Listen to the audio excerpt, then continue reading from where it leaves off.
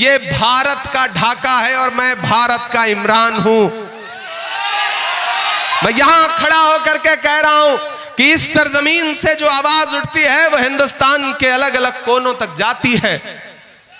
याद रखना भाइयों कि आपको बरगलाने की बहुत साजिशें की जाएंगी, बहुत कोशिशें की जाएंगी।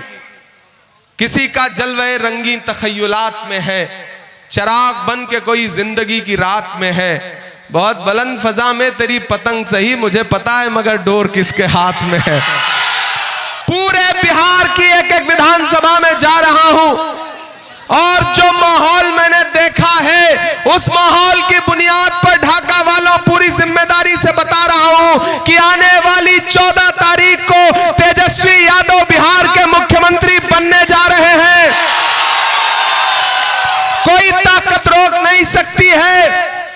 2029 में राहुल गांधी को देश का प्रधानमंत्री बनने से कोई ताकत रोक नहीं सकती है। लोग आएंगे आपके बीच में आपको बांटने की, आपको बरगलाने की। सरे मिंबर वो ख्वाबों के महल तामीर करते हैं।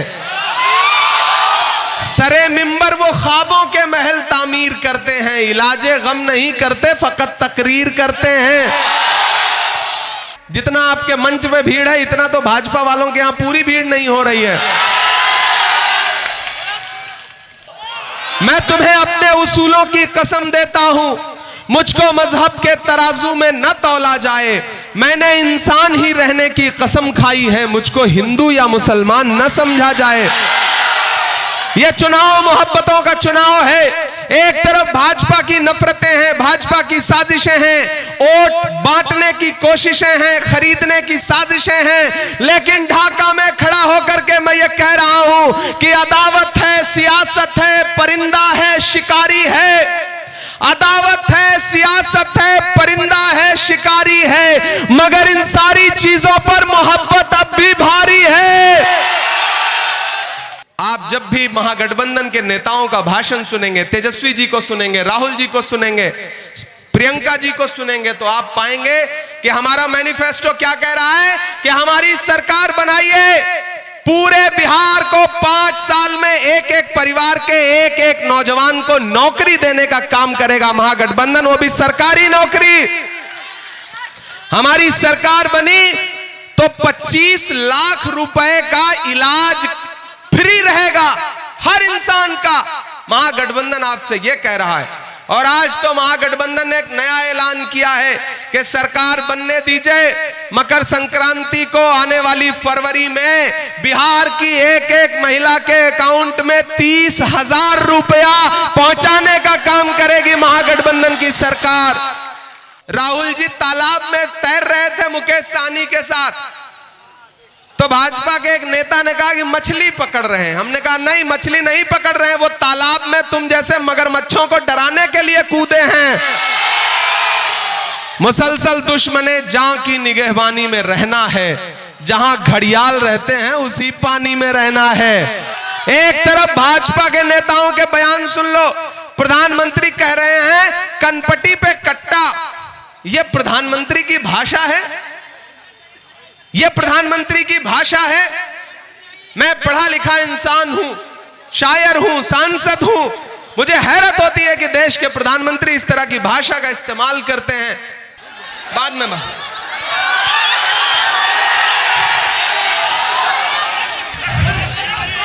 ढाका की ये तारीखी सरजमीन और इस सरजमीन पर हजारों की तादाद में मौजूद नौजवान साथियों, बुजुर्गों और जहां जहां तक मेरी आवाज जा रही है वहां सीढ़ियों पर बैठी हुई मेरी माएं बहनें, मैं दूसरी बार आपके दयारे मोहब्बत में हाजिर हुआ हूं। एक बार बहुत पहले एक मुशायरे में आया था, जाहिद यूसुफ जई हमारा साथी है, इसी फील्ड पे था वो मुशायरा, बगल वाली। हाँ, और आज दूसरी बार अपने दोस्त, अपने साथी, अपने भाई फैसल रहमान साहब के लिए आपके बीच में हाजिर हुआ हूं। ढाका के नौजवान साथियों, पुलिस के भाई, अब आप भी ऐसे आराम, आप ऐसे चाहो तो आप बैठ जाओ बीच में, कोई मसला नहीं, अब थोड़ी देर के लिए व्यवस्था मुझे बना लेने दो, कोई दिक्कत नहीं, ये सब नौजवान साथी हैं। दोस्तों, आने वाले 11 तारीख को आपको न सिर्फ ढाका के मुस्तकबिल का फैसला करना है, बल्कि बिहार के भविष्य का भी फैसला करना है। अगर आपको यह लगता है कि यह चुनाव सिर्फ एक विधानसभा का चुनाव है, तो आप बहुत छोटा सोच रहे हैं। यहां पर चिरैया के प्रत्याशी लक्ष्मी यादव जी भी मौजूद हैं। अगर आपको लगता है कि यह चुनाव सिर्फ विधानसभा का चुनाव है, तो आप बहुत छोटा सोच रहे हैं। मैं पूरे बिहार का दौरा करते हुए आपके बीच में आया हूं। मैं खगड़िया से लेकर के, बेलदौर से लेकर के, बछवाड़ा से लेकर के, पूर्णिया से लेकर के, कस्बा से लेकर के, धमदाहा से लेकर के, बिहार शरीफ से लेकर के, नालंदा से लेकर के, गया टाउन से लेकर के, दीघा से लेकर के, फुलवारी शरीफ से लेकर के, सिकटा से लेकर के, बेतिया से लेकर के आप ढाका पहुंचा हूं। पूरे बिहार की एक एक विधानसभा में जा रहा हूं और जो माहौल मैंने देखा है, उस माहौल की बुनियाद पर ढाका वालों पूरी जिम्मेदारी से बता रहा हूं कि आने वाली 14 तारीख को तेजस्वी यादव बिहार के मुख्यमंत्री बनने जा रहे हैं। कोई ताकत रोक नहीं सकती है।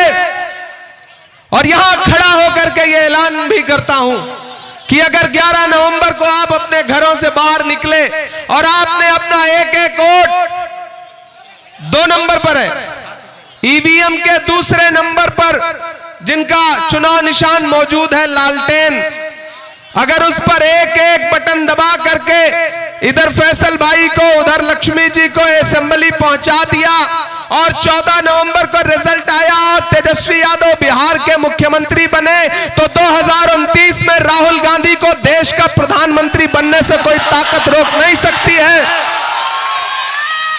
यह चुनाव बहुत महत्वपूर्ण चुनाव है, जरूरी चुनाव है। यहां हमारे बुजुर्ग खड़े हैं, दानिश्वर लोग खड़े हैं। लोग आएंगे आपके बीच में आपको बांटने की, आपको बरगलाने की। सरे मिंबर वो ख्वाबों के महल तामीर करते हैं। सरे मिंबर वो ख्वाबों के महल तामीर करते हैं। इलाजे गम नहीं करते, फकत तकरीर करते हैं। तो ये याद रखना कि ये चुनाव भाजपा पूरी साजिश के साथ, पूरी मशीनरी के साथ लड़ रही है। ऐसे में इस चुनाव को आपको फैसल रहमान बनकर के लड़ना है। एक भी वोट बर्बाद नहीं करना है।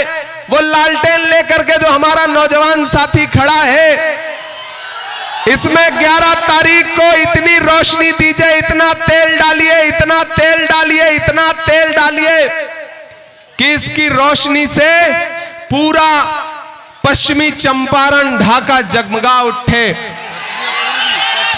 और साथ में पूर्वी चंपारण भी। यहां हमारे जिला अध्यक्ष आरजेडी के खड़े हैं, अभिजीत भाई खड़े हैं, तमाम पूरा मंच भरा है। जितना आपके मंच में भीड़ है, इतना तो भाजपा वालों के यहां पूरी भीड़ नहीं हो रही है। दोस्तों, आप बड़े जिंदा दिल लोग हैं। फैसल रहमान एक तरफ खड़े हैं, बाईं तरफ, दाईं तरफ लक्ष्मी जी खड़े हैं। मैं तुम्हें अपने उसूलों की कसम देता हूं, मैं तुम्हें अपने उसूलों की कसम देता हूं। मुझको मजहब के तराजू में न तौला जाए। मैंने इंसान ही रहने की कसम खाई है, मुझको हिंदू या मुसलमान न समझा जाए। यह चुनाव मोहब्बतों का चुनाव है। एक तरफ भाजपा की नफरतें हैं, भाजपा की साजिशें हैं, वोट बांटने की कोशिशें हैं, खरीदने की साजिशें हैं। लेकिन ढाका में खड़ा होकर के मैं ये कह रहा हूं कि अदावत है, सियासत है, परिंदा है, शिकारी है। अदावत है, सियासत है, परिंदा है, शिकारी है, मगर इन सारी चीजों पर मोहब्बत अब भी भारी है। ढाका वालों, फैसल रहमान से आपका सिर्फ फैसल रहमान तक का रिश्ता नहीं है, 2 पीढ़ियों का, 3 पीढ़ियों का, 4 पीढ़ियों का रिश्ता है। मैं इनके वालिद साहब के बारे में पढ़ता रहा हूं, सुनता रहा हूं। मोतिउर रहमान साहब जैसी शख्सियत जो आपके बीच में नुमाइंदगी करती रहती है, करती रही है, उनके चश्मो चिराग हैं ये। इस चिराग को बुझाने की साजिशें में लगे हैं बहुत सारे लोग। पिछली बार बहुत थोड़े वोट से चूक गए थे आप, लेकिन इस बार चूकना नहीं है। और एक चीज जान लीजिए, पूरा इंडिया अलायंस एकजुट होकर के काम कर रहा है। मैं अभी सुबह पहली रैली बेतिया में किया मैंने अपने प्रत्याशी वसी अहमद के लिए, दूसरी रैली मैंने सिकटा में किया कॉमरेड वीरेंद्र गुप्ता के लिए, और तीसरी रैली आरजेडी के लिए यानी कि फैसल रहमान के लिए करने के लिए ढाका में खड़ा हूं। इस तरह से एकजुट है हमारा महागठबंधन। लेकिन उधर एनडीए वाले नीतीश जी को चिराग निपटा रहे हैं और चिराग को भाजपा वाले और जेडीयू वाले मिलकर के निपटा रहे हैं। मैं आ रहा था तो मीडिया के साथियों ने कहा कि नीतीश जी के बारे में क्या कहेंगे। हमने कहा मैं तो जब से बिहार आया हूं भोजपुरी का एक गाना सुन रहा हूं कि छन छन बदले तोहरे मिजाज रजऊ, दगाबाज रजऊ, धोखेबाज रजऊ। मैं तो गाना सुन रहा हूं ये भोजपुरी का, और ऐसा लग रहा है जैसे ये गाना उन्हीं के लिए लिखा गया है। और इधर परसों अभी पटना में रोड शो हुआ नरेंद्र मोदी जी का। आपको पता है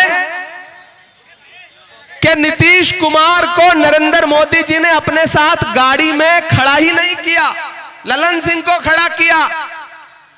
इससे यह जाहिर होता है कि जिस तरह महाराष्ट्र में भाजपा ने एकनाथ शिंदे का राजनीतिक कैरियर निपटा दिया, वैसे ही नीतीश कुमार के भी राजनीतिक कैरियर को निपटाने की साजिश कर रही है भाजपा।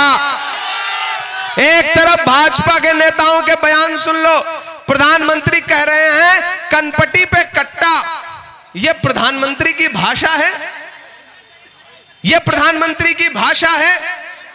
मैं पढ़ा लिखा इंसान हूं, शायर हूं, सांसद हूं, मुझे हैरत होती है कि देश के प्रधानमंत्री इस तरह की भाषा का इस्तेमाल करते हैं। लेकिन आप जब भी महागठबंधन के नेताओं का भाषण सुनेंगे, तेजस्वी जी को सुनेंगे, राहुल जी को सुनेंगे, प्रियंका जी को सुनेंगे, तो आप पाएंगे कि हमारा मैनिफेस्टो क्या कह रहा है कि हमारी सरकार बनाइए, पूरे बिहार को 5 साल में एक एक परिवार के एक एक नौजवान को नौकरी देने का काम करेगा महागठबंधन, वो भी सरकारी नौकरी। हमारी सरकार बनी तो 25 लाख रुपए का इलाज फ्री रहेगा हर इंसान का। महागठबंधन आपसे यह कह रहा है। और आज तो महागठबंधन ने एक नया ऐलान किया है कि सरकार बनने दीजिए, मकर संक्रांति को आने वाली फरवरी में बिहार की एक एक महिला के अकाउंट में 30,000 रुपया पहुंचाने का काम करेगी महागठबंधन की सरकार। 200 यूनिट बिजली फ्री देंगे। हमारे वायदे क्या हैं? मुद्दों पर हैं। भाजपा के वायदे क्या हैं? गिरिराज सिंह कुछ बोल रहे हैं, अमित शाह जी कुछ बोल रहे हैं। अभी परसों राहुल जी तालाब में तैर रहे थे मुकेश सहनी के साथ, तो भाजपा के एक नेता ने कहा कि मछली पकड़ रहे हैं। हमने कहा नहीं, मछली नहीं पकड़ रहे हैं, वो तालाब में तुम जैसे मगरमच्छों को डराने के लिए कूदे हैं। मुसलसल दुश्मने जां की निगहबानी में रहना है, जहां घड़ियाल रहते हैं उसी पानी में रहना है। तो बिहार वालों, बिहार बदलाव के लिए तैयार है और उसकी शुरुआत ढाका से होनी चाहिए, पश्चिमी चंपारण से होनी चाहिए। फैसल रहमान के लिए 11 तारीख को घरों से बाहर निकलिए, और जो कसर बाकी रह गई थी पश्चिमी चंपारण, पूर्वी चंपारण, पूरे बिहार में, तो पूरे बिहार की जनता से यह ढाका है, यह भारत का ढाका है और मैं भारत का इमरान हूं। मैं यहां खड़ा होकर के कह रहा हूं कि इस सरजमीन से जो आवाज उठती है वह हिंदुस्तान के अलग अलग कोनों तक जाती है। याद रखना भाइयों कि आपको बरगलाने की बहुत साजिशें की जाएंगी, बहुत कोशिशें की जाएंगी। किसी का जलवे रंगीन तखय्युलात में है, चराग बन के कोई जिंदगी की रात में है। बहुत बुलंद फजा में तेरी पतंग सही, मुझे पता है मगर डोर किसके हाथ में है। तो ये बड़ी साजिशों के साथ चुनाव लड़ती है भाजपा। किसी झांसे में नहीं आना है। एक चीज जहन में रहे कि सरकार बदलना है, इस बार महागठबंधन की सरकार बनाने के लिए वोट देने जाना है पोलिंग बूथ पर। आप जब लालटेन का बटन ढाका में दबा रहे होंगे तो आप सिर्फ फैसल रहमान को विधायक नहीं बना रहे होंगे, बल्कि तेजस्वी यादव को मुख्यमंत्री बना रहे होंगे और भाजपा समर्थित सरकार को सत्ता से उखाड़ करके फेंक रहे होंगे। ढाका वालों, मेरी एक बात बहुत संजीदगी से सुनना कि महान बादशाह सिकंदर ने जब यूनान फतेह किया तो जीत का जश्न मनाने के लिए शहर की सड़कों पर निकला तो उसने देखा कि पूरा शहर उसकी जीत का जश्न मना रहा है, लेकिन एक फकीर आदमी सड़क के किनारे बेखबर होकर के सो रहा है। सिकंदर को गुस्सा आया। सिकंदर ने उस इंसान को देख करके अपने घोड़े से उतरा और उस सोते हुए फकीर के पास गया और उसके पास जाकर के उसे जोर की एक लात मारी और लात मार के कहा कि क्यों रे फकीर, मैंने शहर जीत लिया, लोग जश्न मना रहे हैं और तू सो रहा है। उस फकीर ने उनीदी आंखों से सिकंदर की तरफ देखा और देख करके कहा कि शहर जीतना बादशाहों का काम है, लेकिन लात मारना गधे का काम है। तो मेरे भाई, 2014 में नारा लगाया था बहुत हुई महंगाई की मार, अब की बार मोदी सरकार, और फिर हालत क्या हुई कि जो 58 रुपए का पेट्रोल था वो 106 रुपए लीटर हो गया। मैंने तो देश की पार्लियामेंट में खड़े होकर के मोदी जी की आंख से आंख मिला करके और निर्मला ताई की आंख से आंख मिला करके कहा था कि आप वो लोग हैं जो नारा लगाते थे कि बहुत हुई महंगाई की मार। अरे आपको शर्म आनी चाहिए, आपने कफन तक पर जीएसटी लगा दी है, आपको शर्म आनी चाहिए। भाजपा की सरकारें वो सरकारें हैं, इसीलिए आजकल मैं जहां भी जाता हूं मैं उनको उनका भाषण याद दिलाता हूं और उनसे कहता हूं कि याद है आप कहते थे भाइयों बहनों देश के खजाने की चाबी मुझे सौंप दो, मैं चौकीदारी करूंगा। कहते थे कि नहीं कहते थे? अब तो मैं जहां भी जा रहा हूं उनसे पूछता हूं कि कहां सोया है चौकीदार। ऐसे काम नहीं चलेगा। मुझे लगना चाहिए कि मैं पश्चिमी चंपारण के ढाका में खड़ा हूं, मुझे लगना चाहिए कि यह जिंदा दिल लोगों का शहर है, मुझे लगना चाहिए पीछे तक आपकी दुआएं, आपकी तालियों का शोर पूरे देश में जाए, पूरे बिहार में जाए कि कहां सोया है चौकीदार। इधर से आवाज आई कि इमरान भाई आप बार बार पश्चिमी चंपारण, पूर्वी चंपारण। मेरे लिए चंपारण एक है, क्योंकि मैं जब भी चंपारण वाला मटन जो है मैं खाता हूं ना तो मुझे ऐसा लगता है ये पता नहीं पूर्वी चंपारण में बनता है या पश्चिमी चंपारण में बनता है। लेकिन ये यहाँ की जो रेसिपी है, यहाँ के जो किसान हैं, यहाँ के जो अवाम है, वो बड़ी जिंदा दिल है। पूर्वी चंपारण, पश्चिमी चंपारण अपने आप में पूरा भारत है। ये वो सरजमीन है जहां से महात्मा गांधी को राजनीति और क्रांति के लिए उन्होंने इस धरती को चुना था। इसलिए भी मैं इस धरती को सलाम करता हूं कि कहां सोया है चौकीदार, कहां सोया है चौकीदार। के पेट्रोल और डीजल की कीमत रही सैकड़ा मार, कहां सोया है चौकीदार, कहां सोया है चौकीदार। के चाय, बड़े समझदार लोग हैं फैसल भाई, चाय का नाम ले लो इनको स्वाद आ जाता है। कि चाय बेचने वाला पूरा भारत बेच रहा है। बेच रहा है कि नहीं बेच रहा है? भागलपुर में 1000 एकड़ जमीन, 1 एकड़ 2 एकड़ 4 एकड़ 10 एकड़ नहीं, 1000 एकड़ जमीन नरेंद्र मोदी जी ने अपने उद्योगपति दोस्त अडानी को 1 रुपए में दिलवा दी। कितने में? 1 रुपए में चाय भी नहीं आती है आजकल। 1000 एकड़ जमीन अडानी को नीतीश जी से कह करके 1 रुपए में दिलवा दी। तब इमरान ये मिसरे पढ़ता है कि चाय बेचने वाला पूरा भारत बेच रहा है, इसी काम में हासिल उसे महारत बेच रहा है। कि रेल बिक गई, तेल बिक गया, बिका हवाई अड्डा। आप तैयार रहना ढाका वालों, वहां जो सीढ़ियों पे बैठे हैं और यहाँ जो छतों पर हैं, सामने हैं, एक एक आदमी की तालियों का शोर पटना तक जाना चाहिए, दिल्ली तक जाना चाहिए।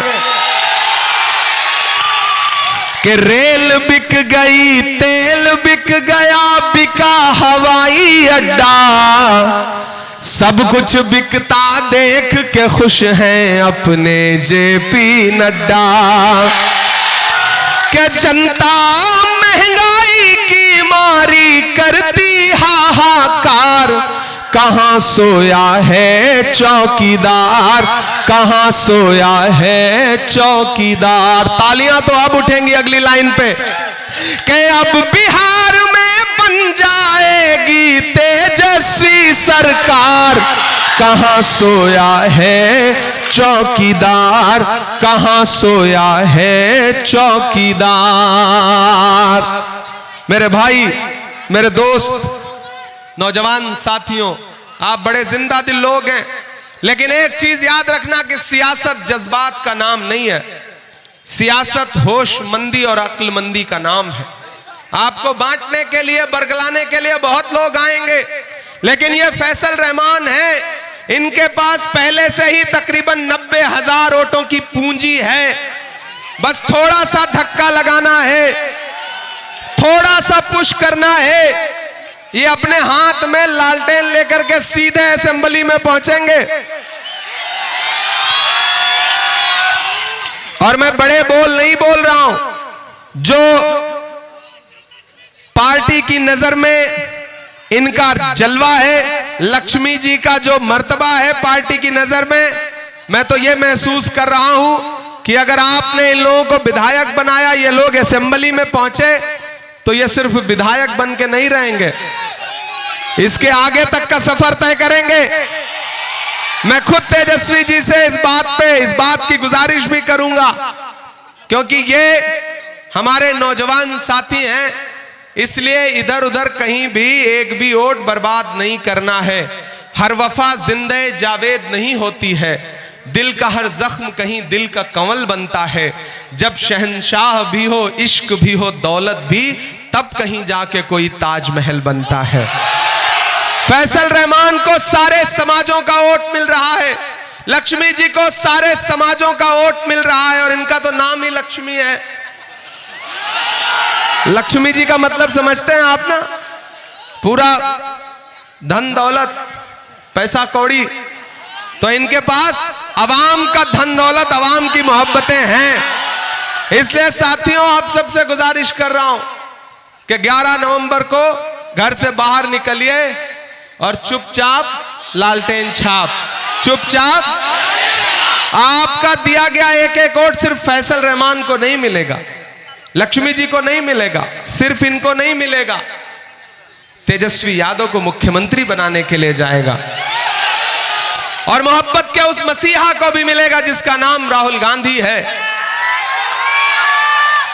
और मैं अलल ऐलान ये बात कह रहा हूं कि मैं राहुल गांधी के साथ देश की सड़क से लेकर के संसद तक हुकूमत से लड़ता रहता हूं।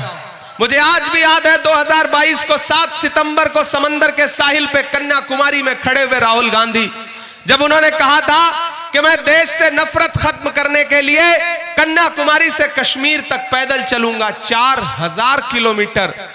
मुझे भी लगा था कि नरेंद्र मोदी जिस इंसान को शहजादा कहते हैं वो 4000 किलोमीटर पैदल चलेगा, एक नारा लगाएगा कि नफरत छोड़ो भारत जोड़ो। मैं चला हूं उस इंसान के साथ पैदल। मैंने देखे हैं उस शख्स के पांव के छाले, जब मैं उनके साथ चलता था तो मुझसे मीडिया के साथी कहते थे कि इमरान साहब आप सांसद बाद में हैं, शायर पहले हैं, बताइए राहुल गांधी के साथ चल रहे हैं क्या कहेंगे। तब मैं कहता था कि जो हर जालिम से टकराएगी वो आंधी बनाऊंगा, जो हर जालिम से टकराएगी वो आंधी बनाऊंगा, नए अंग्रेज आए हैं नया गांधी बनाऊंगा। मैं चला हूं, इसलिए ये चुनाव बहुत अहम है। ये भारत की जमहूरियत को, भारत के आईन को, दस्तूर को बचाने का चुनाव है, क्योंकि यही चुनाव तय करेगा कि बिहार को दिल्ली के रिमोट कंट्रोल से चलाया जाएगा या बिहार की जनता बिहार को चलाएगी। ये चुनाव तय करेगा। दिल्ली में बैठे हुए गुजरात के व्यापारी ये सोचते हैं कि बिहार को दिल्ली के रिमोट से चलाएंगे, लेकिन नहीं, ये बिहार है, बिहार को बिहार की जनता चलाएगी, बिहार के नौजवान चलाएंगे। इसलिए साथियों आप सबसे गुजारिश है कि 11 नवंबर को अपना एक एक वोट लेकर के घर से बाहर निकलिए। और मेरा मन कर रहा है मैं 4 लाइनें और पढ़ दूं यार, ऐसे काम नहीं चलेगा। के दायरे में सिमट के आएगा। मुझे पता है बड़ी साजिशें हैं, मुझे पता है खजाना लेकर के लोग घूम रहे हैं, लेकिन अब मुझे यह भी पता है कि आप बिकने वाले लोग नहीं हैं। कोई खरीद नहीं सकता है आपको। मोहब्बत के हाथों बिक सकते हैं, दौलत के हाथों आपको कोई नहीं खरीद सकता है, मैं जानता हूं। इसलिए आपकी मोहब्बतों की बुनियाद पर यह शेर पढ़ रहा हूं कि दायरे में सिमट के आएगा, हर रवायत से हट के आएगा। आंधियों को जरा खबर कर दो। समझ रहे हैं ना मैं किसके लिए शेर पढ़ रहा हूं? कि आंधियों को जरा खबर कर दो, शेर वापस पलट के आएगा, शेर वापस पलट के आएगा। उठाइए अपना एक एक हाथ, इधर मंच पर भी उठाइए अपना एक एक हाथ ढाका वालों, और मुझे भरोसा दिलाओ कि 11 नवंबर को अपना एक एक वोट महागठबंधन के प्रत्याशी फैसल रहमान और इधर लक्ष्मी जी को चिरैया में देंगे। देंगे ना?